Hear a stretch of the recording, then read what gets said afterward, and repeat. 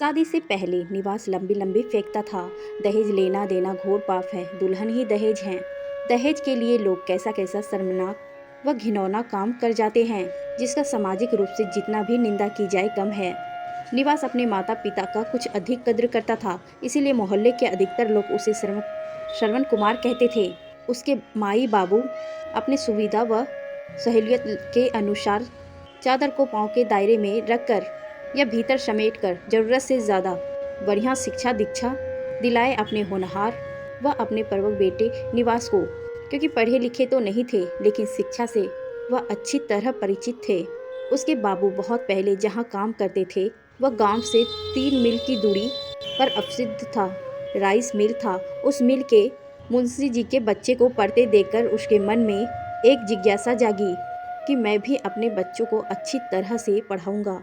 आगे चलकर मुंशी जी के लड़के का बढ़िया नौकरी के लिए चयन हो गया था, इसीलिए मुंशी जी से हमेशा घुल मिलकर रहते थे। निवास को मोहल्ले के लोग हीरा तो कहते थे, साथ साथ गांव के सभी समाज के लोग भी समर्थन करते। गांव के अन्य बच्चे पढ़ाई को लेकर कन्नी काटते या आनाकानी करते तो निवास को उदाहरण के तौर पर पेश कर देते थे। अभी स्नातक फाइनल का परिणाम आने में देर था कि वह जबलपुर में एक प्राइवेट कंपनी में एक अच्छे पद के लिए उसका चयन हो गया था। निवास ने अपनी पहली कामयाबी पर फूले नहीं समा रहा था। उसे विश्वास था कि यदि फाइनल परिणाम आ जाए तो और इससे बेहतर नौकरी में जा सकता है। जहां पर निवास की नौकरी थी वह घर से 500 मील की दूर पर था, इसलिए हमेशा आना जाना संभव नहीं था। नई नौकरी थी, इसलिए 10 दिन का छुट्टी लेकर वह पहली बार जब गांव आया था ताकि उसके माई बाबू बेटे के उपलब्धियों पर गर्वान्वित महसूस करे। निवास के नौकरी से गांव वाले भी प्रफुल्लित थे। निवास अपने गांव में नई पीढ़ी के लिए प्रेरणा बनकर उभरा था। इस 10 दिनों में निवास को कहीं आने जाने पर जैसे प्रतिबंध सा लग गया था। शादी को लेकर रोजाना 2-4 लोग उसके दरवाजे पर धमक आते थे। चाहकर भी निवास अपने रिश्तेदारों के यहाँ नहीं जा सका। फोन पर अपने आने की सूचना देकर मामले को रफा दफा कर दिया था। अपनी मजबूरियों को उनके समक्ष रख दिया था। काफ़ी छानबीन के पश्चात 3 किलोमीटर दूर जो एक ही पंचायत के तहत आता था और मझवलिया गांव के नाम से जाना जाता था, वहीं उसका रिश्ता तय हो गया।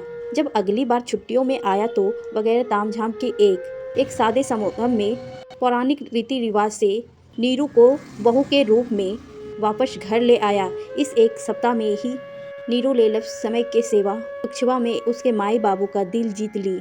सास ससुर तो उसे गेहूं समान लगे। निवास तो जैसे दहेज को तकिया निशु लेन देन की संज्ञा से विभूषित किया था। सरकते वक्त के साथ उसकी सिद्धांत भी मुट्ठी में फंसी रेत की तरह सरक गई थी। उसने अपने ससुर रामरेखा से वस्तुओं को मांगना करके दहेज को रुपयों में परिवर्तित कर उसे अपने नाम से बैंक में जमा करा लिया था।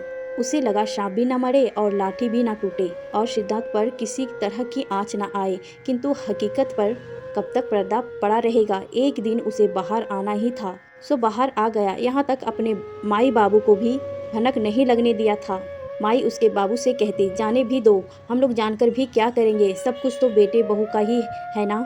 किंतु दीवारों को भी कान होते हैं। पूरा गाँव सुना रह गया था। वह अपने माई बाबू को भी छिड़क देता था। अकस्मात परिवर्तन देख मोहल्ले के लोग भी दांतों तले उंगली काटने लगे थे। ये क्या हो गया। निवास की शादी होते ही गिरगिट की तरह रंग बदलते गया। सिद्धांतों की जैसे हवा निकाल कर रख दिया। उसे वापस जाने हेतु अभी 2 दिन की छुट्टी बची थी। वो चाह रहा था कि नीरू को साथ ले जाए ताकि समय से सुबह शाम दाना पानी की चिंता से मुक्त रहे। इसे लेकर माई बाबू को भी कोई अहमियत नहीं दिया। उसे मालूम था यदि इस विषय पर कुछ कहूँगा तो माई बाबू नकार देगी। अभी उसके भीतर इस तरह का दर्द चला रहा था कि अगले दिन नेहरू के पिता राम रेखा जी धमक आए। एक बार बेटी को वापस गांव लाकर सामाजिक रस्मों रिवाज निभाकर आने जाने की प्रतिक्रिया को निरस्त कर छुट्टी करना चाह रहे थे ताकि आए दिन से रोक टोक की भावना से निजात मिल जाए। राम रेखा जी नेहरू को उसी दिन लेकर चले गए। घंटों भर से कम समय तो लगता था गांव जाने में। आगमन के लिए प्रत्येक 10 मिनट पर एक गाड़ी स्टेज पर में खड़ी मिलती। उस दिन निवास सारा दिन इधर उधर भटकता रहा। उसकी हालत अदुविंसी की तरह हो गई थी। माई से कहकर वह अगले दिन ही सुबह घर से निकल गया था। बेटे को एक दिन पहले जाते देख उसने पूछ लिया। इस पर निवास ने कहा, माई मैं ससुराल जा रहा हूँ। नेहरू भी मेरे साथ जाने के लिए जिद पर अड़ी हुई है। कल शाम को ही उसकी माँ ने फ़ोन करके मुझे बताया था। बबुआ तुम तो कुछ बताया नहीं, शादी के बाद पहली बार जा रहे हो। कहता तो कुछ बनाकर दे देती, बहू के लिए साड़ी तो लाना पड़ेगा ना इस तरह। ठीक है, क्या क्या कहेंगे अगल बगल वाले, छोड़ो जाने भी दो ना, निवास ने सामान्य जवाब दिया। सभी जान गए हैं कि नेहरू दामाद जी के साथ जाने वाली है और कौन कहे कि 2-4 दिन रुकना है। रात भर की तो बात है, जबलपुर के लिए कल सुबह ही ट्रेन है। जब जा ही रहे हो तो सफ़र के लिए खास्ता नमकीन बना देती हूँ। अब तुम छोड़ दे माई। सासू माँ बोली रही थी कि अब माई को परेशान मत कीजिएगा, माई को कब तक काम में जपते रहेगा। मैं हूँ ना दामाद जी। बेटे की बातें सुनकर माई को ऐसा लगा जैसे किसी ने बेदर्द बनकर उनके कलेजे में खंजर उतार दिया हो। निवास एक दिन पहले ही ससुराल चला गया था, फिर उसने अपने माई बाबू का टोह नहीं किया। इस घटनाक्रम को घटित होते हुए तकरीबन 1 माह का समय कब सरल गया मालूम ही नहीं चला। नेहरू के पिताजी राम रेखा जी किसी रिश्तेदारी से वापसी करते हुए समय रास्ते में दामाद जी के गांव से गुजर रहे थे तो रुककर अपने समधीन बलदेव जी से मिलते हुए निवास के बड़ाई करने में अपने को काफ़ी गौरवान्वित महसूस कर रहे थे। वह श्रवण कुमार कह रहे थे और इसके लिए बार बार अपने समधीन के द्वार के दिए संस्कार को सर्वोपरि मान रहे थे। दहेज के रूप में जो भी रुपया दिया था बाकी लौटा दिया उसने। आज के युग में इस तरह का इंसान, वह भी दामाद के रूप में, मैं तो धन्य हो गया बलदेव बाबू। निवास के बाबू बलदेव जी बेटे के संस्कार पर थोड़ा देर के लिए ही सही उनके मुंह पर मन के उद्गार को दबाकर कर अपनी सहमति जताई, किंतु इधर बेटे के कटु व्यवहार उनके आत्म को छन्नी करके रख दिया था। वह कहकर करा उठे।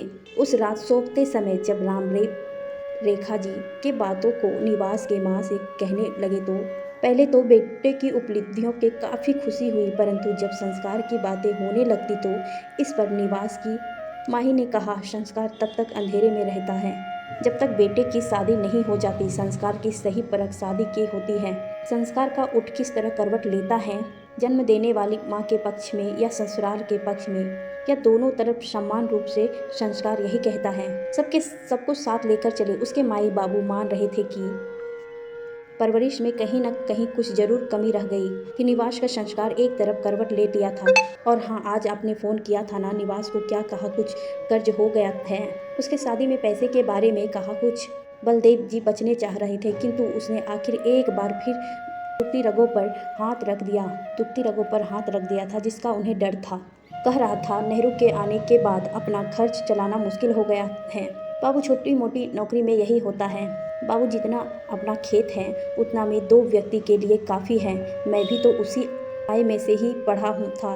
आप तो बहुत बचा लेंगे बाबू, यदि दिल से चाहो आप। बेटे की बात सुन माई के कलेजे में एक बार फिर तीर चुभने जैसा जोर का झटका लगा था। वह दर्द से छटपटाते हुए बोली, किसी सही कहा था।